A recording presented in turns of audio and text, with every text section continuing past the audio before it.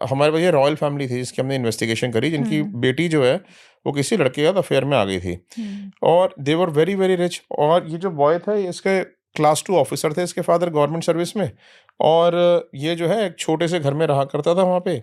And the girl was became too rebellious.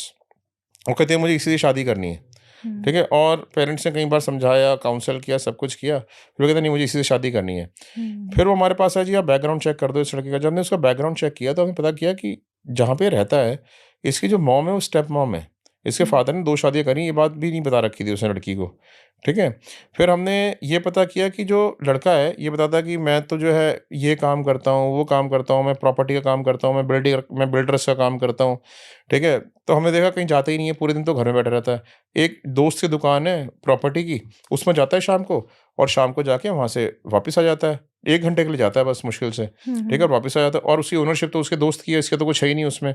Father इससे class 2 officer हैं, घर में फ्रीक्वेंट फाइट्स होती हैं। उनका घर इतना बड़ा है जितना इनका बड़ा बाथरूम है, ठीक है, पूरा घर, ठीक है। सो अब हमें लगा कि लड़की तो यहाँ पे एडजस्ट नहीं हो पाएगी। अच्छा, अब लड़के के बारे में पता लगा कि जो आस पड़ोस से इन्वेस्टिगेशन करी, ये तो लफंडर है, लोफरों की तरह यहीं पर ही घूमता रहता है, ये कोई काम धाम नहीं है इसके पास। लेकिन अपनी इमेज इतनी एनहांस करके रखता था उस लड़की के सामने कि मैं ये हूँ, मैं वो हूँ। हमने सारी रिपोर्ट बना के पेरेंट्स को सबमिट कर दी। अब पेरेंट्स को जब सबमिट करी तो उन्होंने अपनी डॉटर से कंसल्ट किया। डॉटर ने जो है फिर भी उसको वो कर दिया, डिनाई कर दिया कि ठीक है कोई बात नहीं, अगर ऐसा भी है तो भी मुझसे शादी करनी है। She was madly in love. She was madly in love with this boy, ठीक है। सो अब पेरेंट्स आए हमारे पास, वो कहते हैं जी नमन जी कोई ना अनकन्वेंशनल तरीका सोचो जिससे हम ये प्रूव कर सके भाई ये जो लड़का है ना लॉयल नहीं है। तो फिर हमने क्या किया कि हमने अपनी एक फीमेल अंडरकवर एजेंट को इस बॉय की लाइफ में इंट्रोड्यूस किया। वो एक एस्टेब्लिश्ड मॉडल थी, ठीक है। सो जिस टाइम पे ये बॉय उस दुकान में जाता था शाम को, उस दुकान में कस्टमर बन के गई, और कस्टमर बन के जहाँ पे ये था वहाँ पे, तो इसको बोला कि तुम मुझे फ्लैट्स दिखा दो, ये दिखा दो, वो दिखा दो। वो उसको फ्लैट वगैरह दिखाने ले गया।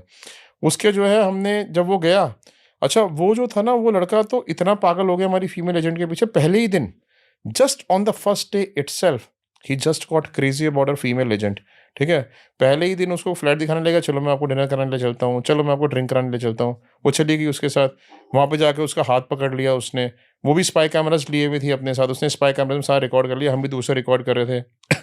पहले ही उसमें मीटिंग में उसने बोल दिया कि अब कब मिलोगे आप नेक्स्ट टाइम उससे, ठीक है। रात को ही उसको मैसेज करने शुरू कर दिए फीमेल एजेंट को, रात को ही बोल दिया कि आई लव यू, ये वो। उसने उसने जब बात करी उससे तो उसने पूछा कि भाई तुम्हारे कोई गर्लफ्रेंड है? कहते एक लड़की मेरे पीछे पड़ी रहती है। कहते कौन है? तो हमारे क्लाइंट की बेटी का ही नाम बता दिया, और हमने सारी रिकॉर्डिंग्स कर ली उसकी, ठीक है। फिर ये सारी रिकॉर्डिंग्स जो हमने करी उसकी, तब वो हमने पेरेंट्स को बोला अपनी डॉटर को लेके आओ हमारे पास।